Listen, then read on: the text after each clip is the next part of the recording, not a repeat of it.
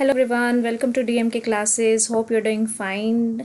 So guys, I'm back with another part of our reasoning practice session. Mock test 3 आज हम करने वाले हैं. इससे पहले 2 मॉक टेस्ट हमने ऑलरेडी अपलोड किए अपने चैनल पर. अगर आपने अभी तक नहीं देखे तो वहाँ जा करके ज़रूर से अपना स्कोर चेक करके कमेंट बॉक्स में कमेंट करके लिखिएगा आपका स्कोर कैसा रहा. एंड मॉक टेस्ट आपकी प्रैक्टिस के लिए है बिकॉज अभी ऑफ लेट अगर देखा जाए तो JKSSB के सारे एग्ज़ाम्स ऑन हॉल्ट हैं. बाकी IBPS या बैंकिंग के अदर एग्ज़ाम्स की अगर हम बात करें तो नियर फ्यूचर में आने वाले हैं. So this session is going to be very very important because अगर आप किसी भी तरह के एग्ज़ाम की तैयारी कर रहे हैं तो रीजनिंग आपको हर जगह हर कॉम्पिटिटिव का एक पार्ट मिलते हैं जिसमें आपको हर तरह के रीजनिंग के क्वेश्चंस पूछे जाते हैं. सो विद दिस नोट आप जो है इस वीडियो को ध्यान से देखें एंड अपना स्कोर जो है नोट करके ज़रूर बताएं. आज का मेरा चैलेंज है कि क्या आप 15 आउट ऑफ 16 स्कोर पर कर पाते हैं इस वीडियो लेक्चर में या नहीं कर पाते हैं. इसमें जितने भी क्वेश्चंस हैं वो सारे टाइप्स हमने ऑलरेडी हमारे वीडियो लेक्चर्स में कवर किए हैं. अगर आपने हमारी लॉजिकल रीजनिंग का प्लेलिस्ट नहीं देखा है या इससे पहले आपने लॉजिकल रीजनिंग नहीं पढ़ा है तो ज़रूर से जाकर के हमारी प्लेलिस्ट में चेक कर लीजिए and then come and attempt this mock test जो कि हमने सीरीज स्टार्ट की है. So let's begin with our today's mock test. And अगर आप हमारे चैनल पर नए हैं तो एक छोटी सी रिक्वेस्ट है, एक सब्सक्राइब का बटन होता है स्क्रीन के नीचे, उसको ज़रूर से प्रेस कर ले एंड ज़्यादा से ज़्यादा फ्रेंड के साथ शेयर करना बिल्कुल भी मत भूलिएगा. So let's begin with our today's topic with the first question on your screen. First question है आपका डायरेक्शंस एंड स्पेस्ड. आज के इस पूरे वीडियो लेक्चर में आपको मिक्स्ड वर्बल रीजनिंग क्वेश्चंस मिलेंगे गाइस. इसमें total verbal reasoning based questions ही आपको मिलेंगे. Non verbal and logical reasoning हमारा पाइपलाइन में है. इन द कमिंग लेक्चर्स आपको non verbal and logical reasoning separate मिल जाएगी. एंड आप ट्यून्ड रहिए, कॉन्टिन्यूसली वॉच करते रहिए और अपना प्रैक्टिस लेवल चेक करते रहिए क्योंकि तैयारी कभी भी ख़त्म नहीं होती है. हम चाहे जितना भी कह लें कि हमें कंप्लीट रीजनिंग आता है, हमें कंप्लीट वर्बल आता है, हमें कंप्लीट लॉजिकल आता है, अरिथमेटिक आता है, तो ये आपको चेक करने का एक स्केल है. अगर आता है तो वेल एंड गुड. अगर इस स्केल में आप खरे नहीं उतर पा रहे तो that means you are lacking somewhere. तो उसको रीप्रैक्टिस ज़रूर से करिए so as to strengthen to become as a successful candidate over the others who are not practicing. So let's begin. Question number 1. Ravi left home and cycled 10 kilometers towards south. तो जब भी reasoning ability की बात आती है जहाँ पे direction sense का क्वेश्चंस पूछे जाते हैं तो वहाँ पे सबसे पहले आपको डायरेक्शंस का चार्ट बना लेना है. ठीक है, we know that top is north, bottom south, right east and left is west. Okay, so यहीं पे इसी डायरेक्शन सेंस चार्ट पे हम जो है डायरेक्शंस मार्क करने की कोशिश करेंगे. 10 किलोमीटर्स टूवर्ड्स साउथ वो ट्रैवल करता है. लेट्स से हम उसका स्टार्टिंग पॉइंट ए यहाँ से मान लेते हैं. टूवर्ड्स साउथ वो जाता है कितना, 10 किलोमीटर्स.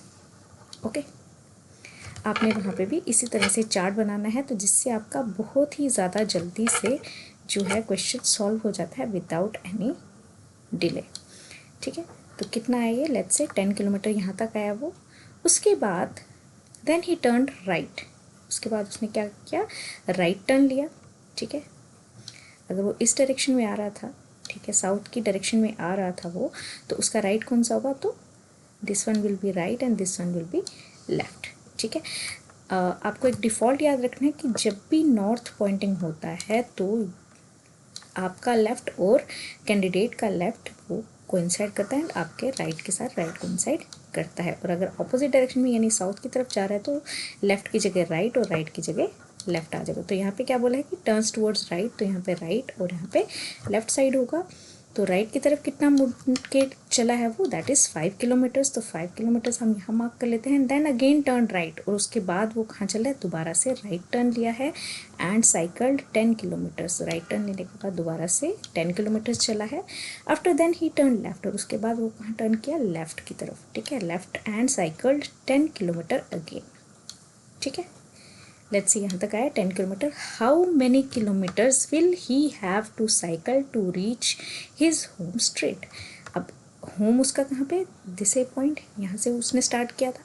अब ये कह रहा है कि ये जो final destination, let's say it is B, यहाँ से लेकर के ए तक चलने के लिए टोटल स्ट्रेट डिस्टेंस उसको कितना ट्रैवल करना पड़ेगा. तो let's say this is point C and this is a B से लेकर के ए तक वापस आने के लिए उसको क्या करना पड़ेगा, B plus B C plus A C करना पड़ेगा, यानी टोटल 10 किलोमीटर यहाँ पे तक, और ये वाला डिस्टेंस कितना था, दैट वाज 5 किलोमीटर्स। तो 10 + 5 इज इक्वल टू 15 किलोमीटर्स जो था उसको स्ट्रेट डिस्टेंस कवर करना पड़ेगा अगर उसे घर तक वापस पहुंचना हो। So option number B is our correct answer for this question, right. Hope आपने इस क्वेश्चन को करेक्ट किया होगा। Now moving towards next question, question number 2। Some boys are sitting in 3 rows. ठीक है, यहाँ पे कुछ लड़के बैठे हुए हैं, कैसे, सिटिंग इन 3 रोज। तो सबसे पहले क्या हमारा काम है, 3 रोज हम बनाएंगे, 1 2 and 3 rows. Okay, all facing towards north, और सारे के सारे कहाँ कर रहे हैं, फेस नॉर्थ की तरफ। तो ये डायरेक्शन कौन सी होगी उनकी, लेफ्ट, और ये कौन सी होगी, right, because left and right coincide with our left and right directions. ठीक है, such that A is in the middle row. A कहाँ पे है, मिडल रो में है, लेट्स से ए यहाँ पे है। P is just to the right of A, P जो है right of A but in the same row. P क्या होगा, ए के राइट साइड होगा। तो राइट साइड कहाँ है, यहाँ पे है। तो पी जो है ए के राइट साइड में है and in the same row, same row में है यानी मिडल रो में है। Q is just behind of P, P के बिहाइंड यानी पी के पीछे होना होगा। तो इट मीन्स उसको रो नंबर 3 में, let's say it is 1, it is 2 and it is 3।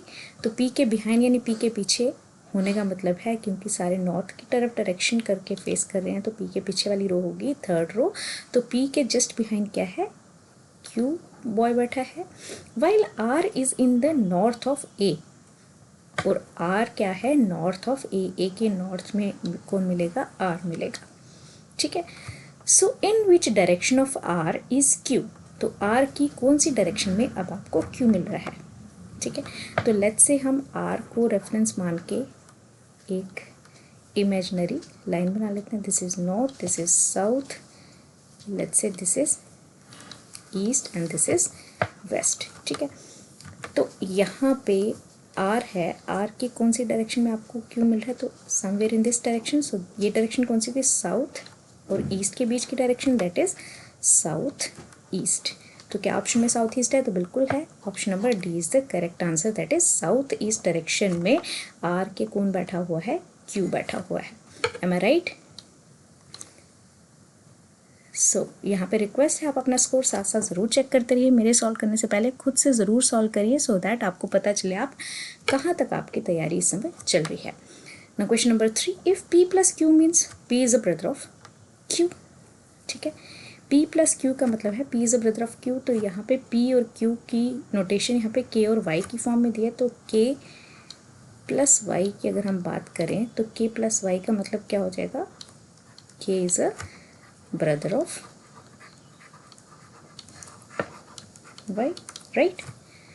P plus Q को अगर हम पी और क्यू को अगर हम के और वाई से कंपेयर करें तो पी अगर क्यू का भाई है तो के भी वाई का भाई हो जाएगा, right. And P cross Q means P is the father of Y. ठीक है, के क्रॉस क्यू जो है वो क्या हो जाएगा, K is the, just second, it was not Q, it was Y. ठीक है, के क्रॉस वाई अगर हम देखें तो K is the father of Y, right. And p minus Q means p is the sister of q। ठीक है, p minus q का मतलब क्या होता है, that p is the sister of q, right. Now which of the following relation shows that i is the niece of k। i को अगर k का नीस होना है तो इट मीन्स i जो होना चाहिए वो k के ब्रदर की बेटी होनी चाहिए, राइट। तो हमें ये प्रूव करना है कि कौन से रिलेशन में k के ब्रदर की बेटी जो है वो i बन रही है, राइट। तो अब यहाँ पे जो गिवन रिलेशंस हैं हमें brother, father and sister, 3 relations यहाँ पे क्वेश्चन में गिवन है। ठीक है, तो सबसे पहले हमने इस्टेब्लिश कर दिया k का ब्रदर कौन है, y है, राइट। अब k का फादर कौन है, तो y है यहाँ पे। ठीक है, अब के क्रॉस वाई यहाँ पे फादर का रिलेशन है, ठीक। तो यहाँ से अगर हम एलिमिनेशन की तरफ जाएँ तो ए ऑप्शन डिलीट हो जाएगा, ठीक है। क्यों डिलीट हो जाएगा? क्योंकि इसमें सारे के सारे रिलेशन ब्रदर्स के हैं, ठीक है। Brother means K is the brother of Y, Y is the brother of Z, and Z minus I, तो जेड की सिस्टर हो जाएगी आई, तो ये रिलेशन नहीं हो सकता, राइट।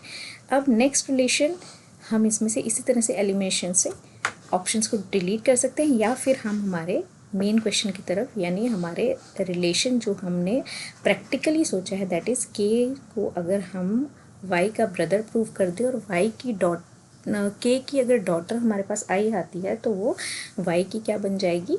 नीस बन जाएगी, राइट। सो इनमें से कौन सा मोस्ट अप्रोप्रिएट यहाँ पर रिलेशन बन जाएगा? ठीक है, के प्लस वाई हमने बोला that K is the brother of Y, right. K is the brother of Y, ये हम ऑलरेडी यहाँ पे बता चुके हैं। देन अगर हम कहें वाई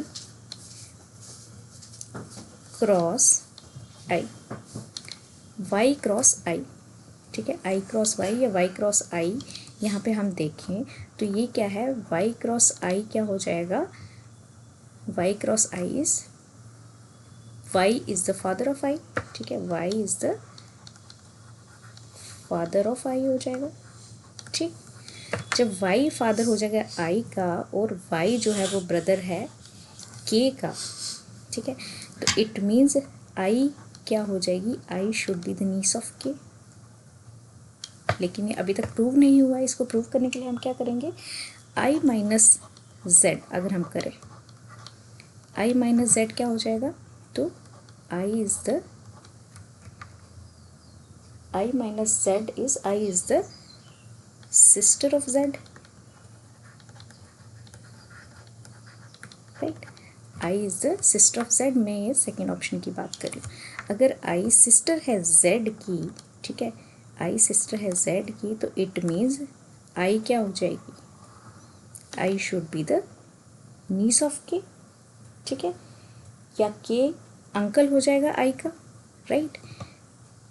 के जो हो जाएगा वो अंकल हो जाएगा आई का, हैंस ऑप्शन नंबर बी जो है इस केस में करेक्ट आंसर बन करके सामने नज़र आ रहा है। आई होप आपको समझ आया होगा। Now moving towards to our next question, question number 4। यहाँ पे आपके पास रिलेशंस गिवन है कुछ। A3P means A is the mother of P, A4P means A is the brother of P, A9P means A is the husband of P, and A5P means A is the daughter of P. तो question क्या पूछा गया? Which of the following means that K is the mother-in-law of M? ठीक है, आपको question पूछा गया कि K जो है वो मदर इन लॉ होनी चाहिए किसकी? M की, ठीक है। मदर इन लॉ मतलब या तो हस्बैंड की मदर की बात हो रही है या फिर वाइफ की मदर की बात हो रही है, राइट। तो अब यहाँ पे जो गिवन रिलेशंस हैं यहाँ पे उनमें से देख लेते हैं। एक तो मदर की बात की गई है, ब्रदर का तो यहाँ पे कोई रोल नहीं है, तो ऑप्शन नंबर 2 वैसे ही कट हो जाएगा, ठीक है। हस्बैंड एंड डॉटर, ठीक है। यहाँ पे 3 रिलेशंस आपको दिए हैं, 1 is daughter, 2nd is husband and 3rd is mother. तो कहीं ना कहीं आपको यहाँ पे गिवन क्वेश्चन से समझ आ रहा है कि यहाँ पे जो मदर इन लॉ होगी वो हस्बैंड की मदर इन लॉ की बात की जा रही है। तो we have to find out कि हस्बैंड की मदर इन लॉ के लिए कौन सा रिलेशन यहाँ से वर्कआउट करेगा, ठीक है। जब भी इस तरह के क्वेश्चंस आते हैं तो हमें हमेशा क्या करना होता है? हमें लास्ट से स्टार्ट करना पड़ता है। लास्ट से स्टार्ट करने का मतलब कि अगर हस्बैंड है, ठीक है, मदर इन लॉ है और डॉटर है, ठीक है।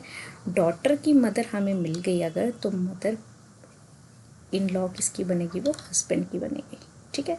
तो डॉटर की मदर के लिए हमें कौन सा ऑप्शन था? A3P, ठीक है।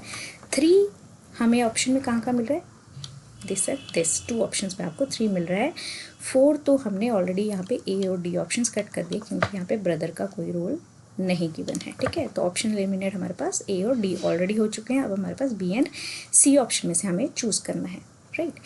अब 9 और 5 9 का मीनिंग क्या है, हस्बैंड, एंड 5 का मीनिंग क्या है आपके पास, डॉटर। ठीक है, तो यहाँ पे आपके पास क्या मिल रहा है, डॉटर का रिलेशन एंड आपके पास मदर का रिलेशन, राइट। तो इसको स्टार्ट कैसे करेंगे, लेट्स से M9N आपके पास है। M9N का मतलब क्या हो गया, that M is the husband of N, right. N5K, मैं बी ऑप्शन की बात कर रही हूँ यहाँ पे गाइस। N5K का मतलब that N is the daughter of K and K3J. It means K is the mother of J, right? तो मदर, डॉटर एंड हस्बैंड, ये रिलेशन हमें मिल गया है। ठीक है, मदर इन लॉ किसकी होगी, वो हस्बैंड की बन रही है, और हस्बैंड किसका है, वो डॉटर का है। तो हैंस ऑप्शन नंबर बी ही हमारा यहाँ पे करेक्ट आंसर हो जाएगा, right. So option number B is correct here. Now moving further to our next question.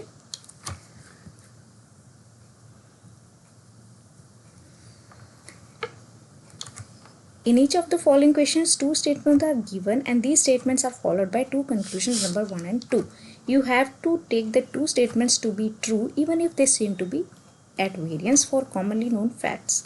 ठीक है, आपके पास एक्चुअल में क्या है, दो स्टेटमेंट्स गिवन हैं। ठीक है, उन स्टेटमेंट्स को आपने बिल्कुल ट्रू समझना है एंड उसी पे बेस्ड आपने क्या करना है, read the conclusion, decide which of the given conclusion logically followed from the given statements. ठीक है, आपको देखना है कि जो कंक्लूजन आपको गिवन है वो कौन से कंक्लूजन जो है वो लॉजिकली फॉलो करते हैं फ्रॉम द गिवन स्टेटमेंट डिट्स रिगार्डिंग कॉमन नोन फैक्ट्स। आपको अपने माइंड का यूज़ नहीं करना है, माइंड को साइड पर रख देना है।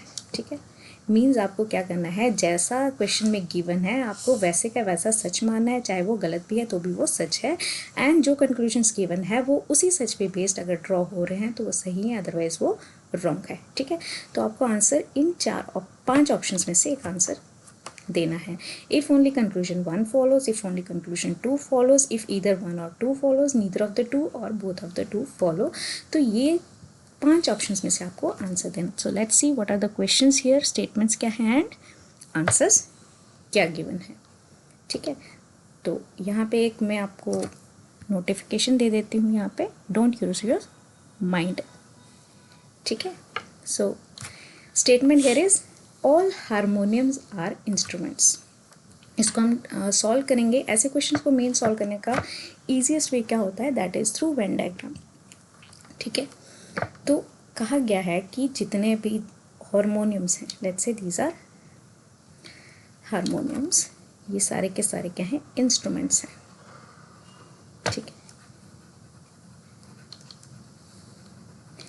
अगर आपको वेन डायग्राम्स नहीं बनाना आती हैं तो I am not going to teach here. आप हमारे वीडियो लेक्चर पे जाइए, प्लेलिस्ट में यहाँ डिस्क्रिप्शन में दे रही हूँ, वहाँ से एक बारी अंडरस्टैंड करिए and then come to this lecture. Okay, so harmoniums सारे के सारे क्या हैं, इंस्ट्रूमेंट्स हैं। ऑल इंस्ट्रूमेंट्स आर फ्लूट्स, और जितने भी सारे के सारे इंस्ट्रूमेंट्स हैं वो क्या हैं, फ्लूट्स हैं। ठीक है, व्हाट डज इट मीन, जब सारी चीज़ें किसी एक पर्टिकुलर सेट की होती है तो वो उसका क्या बन जाता है, ऑटोमेटिकली सब सेट बन जाता है। तो ये कॉन्सेप्ट यहाँ पे कंक्लूजन्स क्या गिवन है, all the flutes are instruments. तो क्या आपको डायग्राम में दिख रहा है कि सारे फ्लूट्स इंस्ट्रूमेंट होंगे, तो बिल्कुल भी नहीं। सारे इंस्ट्रूमेंट्स फ्लूट्स हो सकते हैं बट सारे फ्लूट्स इंस्ट्रूमेंट्स नहीं हैं, क्योंकि कुछ ऐसे फ्लूट्स हैं जो इंस्ट्रूमेंट्स के सर्कल से बाहर हैं। ठीक है, so all the harmoniums are flutes. क्या सारे के सारे हारमोनियम फ्लूट्स हैं, तो येस बिल्कुल सारे के सारे हारमोनियम फ्लूट्स हैं, because it is a subset of the major set that is flute set. तो ऑप्शन नंबर इस केस में कौन सा करेक्ट हो जाएगा, सो इस केस के लिए आंसर क्या हो जाएगा, option number B, that is only 2 conclusion follows here. Got it. So now next, some dogs are bats. ठीक है, कुछ डॉग्स जो हैं वो बैट्स हैं। Let's say these are dogs and these are bats. और अगेन यहाँ पे बोला जा रहा है सम बैट्स आर कैट्स, और कुछ बैट्स जो हैं वो कैट्स भी हैं। ठीक है, ये कंडीशन इस समय गिवन है, बट यहाँ पे बहुत सारे इंटेलिजेंट लोग भी बैठे होंगे तो वो क्या करेंगे, इस तरह से बनाना शुरू कर देंगे, डॉग्स, बैट्स।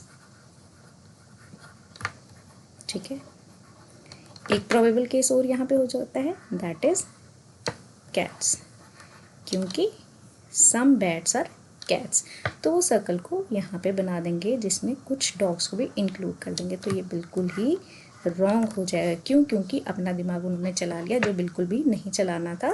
सो जो जैसा गिवन है आपको वैसा ही करना है। यहाँ पे रिलेशन सिर्फ डॉग्स बैट्स का और बैट्स और कैट्स का दिया है, इनका आपस में कैट और डॉग का कोई भी रिलेशन गिवन नहीं है।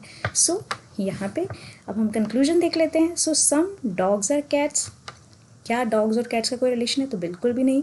सम कैट्स और डॉग, तो इन दोनों का आपस में कोई भी रिलेशन नहीं है। सो यहाँ पे करेक्ट आंसर क्या हो जाएगा? Neither of the two conclusion follow. तो ऑप्शन नंबर कौन सा करेक्ट हो जाएगा यहाँ पे? So option number D should be correct here, यानी neither one nor two conclusion follows. So hope अभी तक आपके सारे के सारे करेक्ट हुए होंगे। अगर नहीं हुए हैं, कहाँ पे प्रॉब्लम आ रही है, तो वही वाला वीडियो आप हमारे प्लेलिस्ट में जाकर के चेक कीजिए, उसको रिवाइज कीजिए एंड देन फाइंड आउट कहाँ पे आपको प्रॉब्लम आ रही है। नाउ नेक्स्ट इज एनालिस, यहाँ पे क्वेश्चन है, अ लोटस फ्लावर ऑलवेज हैज़। अब एक लोटस फ्लावर है, उसके पास हमेशा क्या होता है? whether it has mud, it has petals, it has root और it has water। तो लोटस फ्लावर के पास आपको क्या मिलेगा हमेशा? तो it should be petals. Flower हमेशा कॉन्स्टेंट होगा पेटल्स का, चाहे वो रूट्स से उखाड़ा जाए, वाटर से बाहर निकाल दिया जाए, मड में ना लगाया जाए, फिर भी वो लोटस फ्लावर ही रहेगा। वो उसके पास हमेशा क्या चीज़ रहेगी? That will be petals. So option number B इस केस के लिए करेक्ट है। Now next, which one of the following is always found in bravery? Bravery जब किसी के पास होती है तो उस समय उसके पास हमेशा क्या मिलता है? क्या एक्सपीरियंस, क्या पावर, क्या करेज या फिर नॉलेज? तो जहाँ पे ब्रेवरी की बात होती है वहाँ पे करेज की बात हमेशा सामने आती है। So option number C is correct here. Now moving further, which of the following diagram indicates best relation between teacher, writer and musician? Teacher, writer और म्यूजिशियन के बीच में इनमें से कौन सी डायग्राम जो है वो करेक्ट रिलेशन बता रही है? ठीक है, तो कौन सा करेक्ट रिलेशन होगा? So there are some teachers, they can be writers and it is a probability that they can also be musicians. ठीक है, तो तीनों की तीनों पॉसिबिलिटीज़ हो सकती है यहाँ पे, क्योंकि टीचर जो है वो ह्यूमन बीइंग है, writer is also human being and musician is also human being. तो इन सब के पास ये सारी कॉमन क्वालिटीज़ कुछ ना कुछ हो सकती हैं। So hence option number B should be the correct answer in this case, क्योंकि यहाँ पे ये सारे के सारे दो कॉमन और एक आइसोलेटेड ये ऑप्शन नहीं हो सकता। यहाँ पे दो कॉमन ट्रेड्स और एक यूनिवर्सल सेट भी नहीं है इसमें से।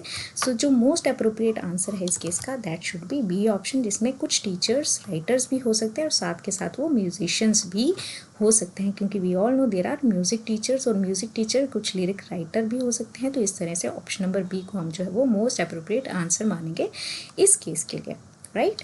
Now moving further to question number 10, which of the following diagram indicates the best relation between man, rodents and living beings?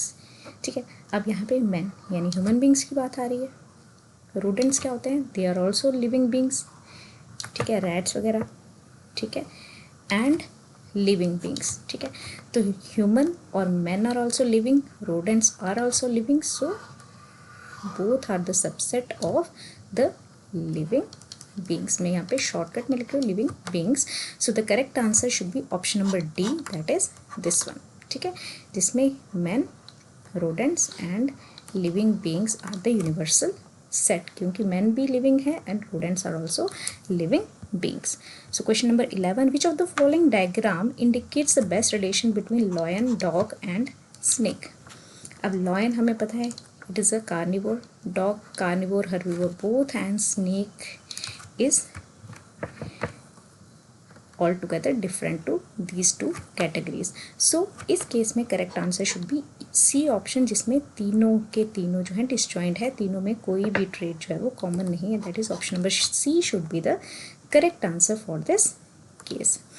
I hope अभी तक 11 में से 10 तो आपके बिल्कुल करेक्ट होने ही चाहिए. अगर नहीं हो रहे तो there is a concern, there is a problem, तो आपको रिवाइज करने की ज़रूरत है, क्योंकि अभी तक के क्वेश्चंस बहुत ही ज़्यादा इजी क्वेश्चंस थे. Now in each word of the following question consists of pair of words pairing a relationship among these from against the alternatives. Pick up the pair that best illustrate a similar relationship. Means ये pair of words आपको given है, ठीक है, और यहाँ पे कुछ similar relationships आपको यहाँ पे देने की कोशिश की गई है between the options A to D. तो आपको बताना है जो given रिलेशन है in the given word sound और मफल्ड के बीच में, वैसा सिमिलर रिलेशन ए से लेके डी ऑप्शन में से कौन सा आपको मिल रहा है. साउंड की अगर हम बात करें और उसका अगर मफल्ड होता है fading off sound after some duration और आफ्टर सम डिस्टेंस, ठीक है, यानी साउंड का धीरे धीरे ख़त्म हो जाना, उसको हम बोलते हैं मफल्ड, ठीक है. तो मॉइस्चर है, ह्यूमिड है, ठीक है, तो this is not the correct relation. Moisture होगा तो ह्यूमिड होगा यानी नमी होगी, कलर होगा तो विद टाइम फेड होगा, तो definitely option number B answer होना चाहिए. डिस्पेयर, एंगर, तो ये गुस्सा और एंगर एक ही बात है. ऑर्डर और पंजेंट, ये स्मेल की बात हो रही है दोनों, तो correct answer is option number B, that is colour gets faded after some time, means second is the disappearance of the first after some time. So इसी रिलेशन पे बेस्ड हमारा ऑप्शन नंबर बी करेक्ट हो जाएगा. Now coming towards question number 13, same page, यहाँ पे भी आपके पास एक पेयर ऑफ वर्ड्स दिया गया है, that is chalk and black board.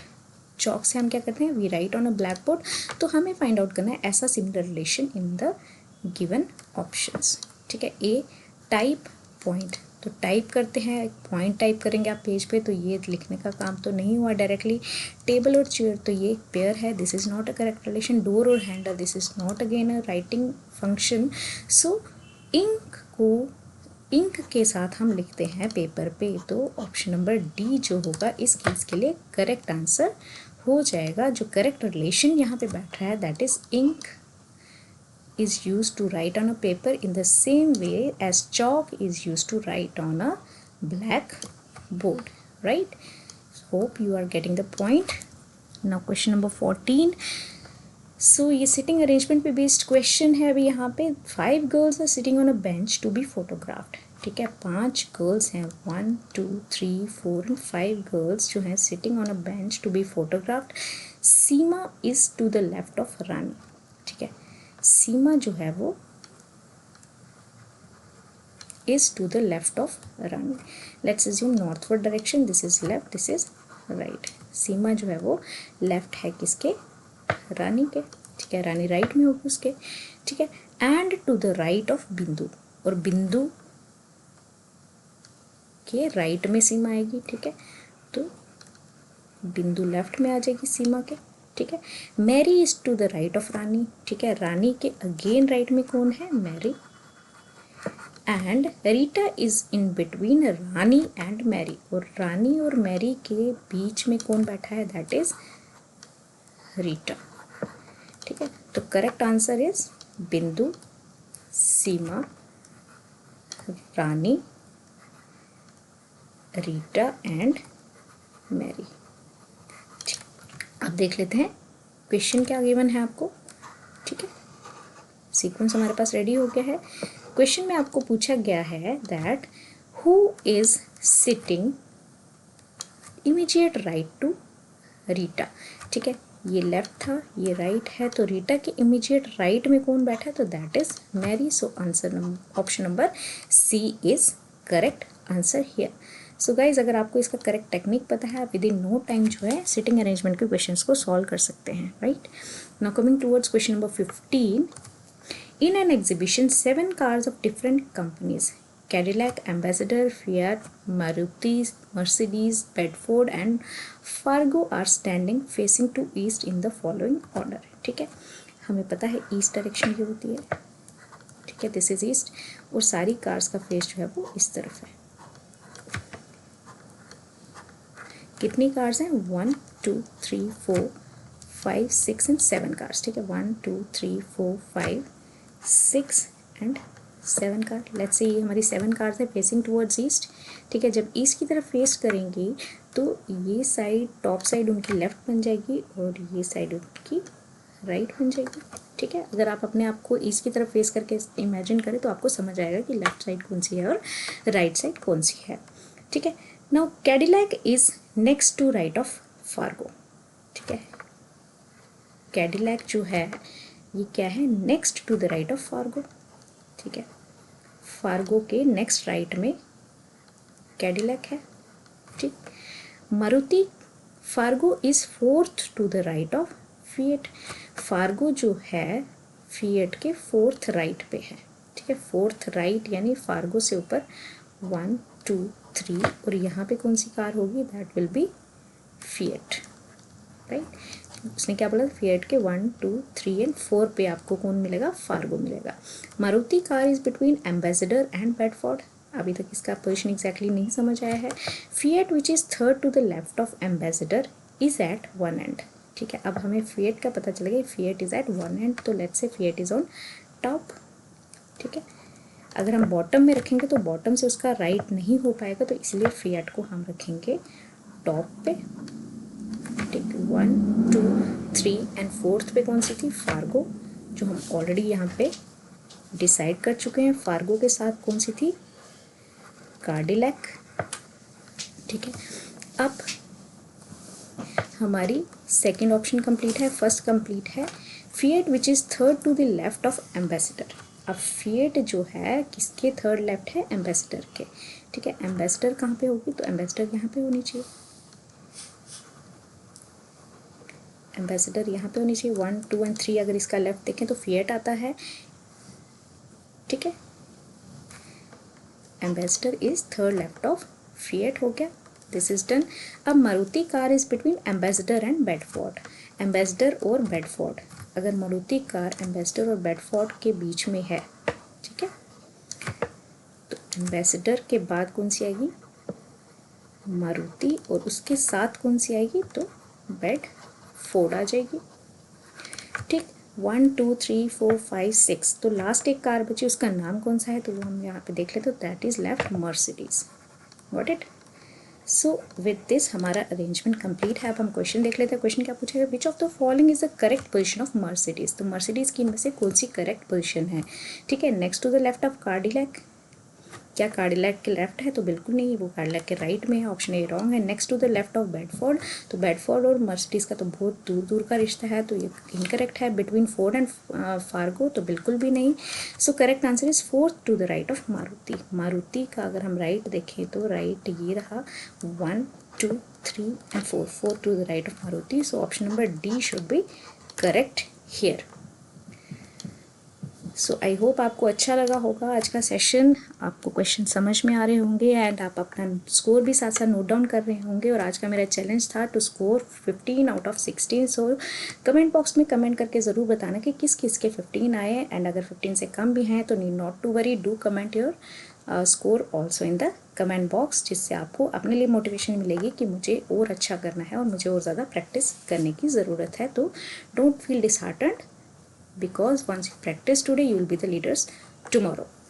So coming toward the last question for today, each of these questions are based on the information given below. Information क्या है? A B C D and E are 5 men sitting in a line facing south, ठीक है। Let's say A B C D E, all these are men and they are facing towards south,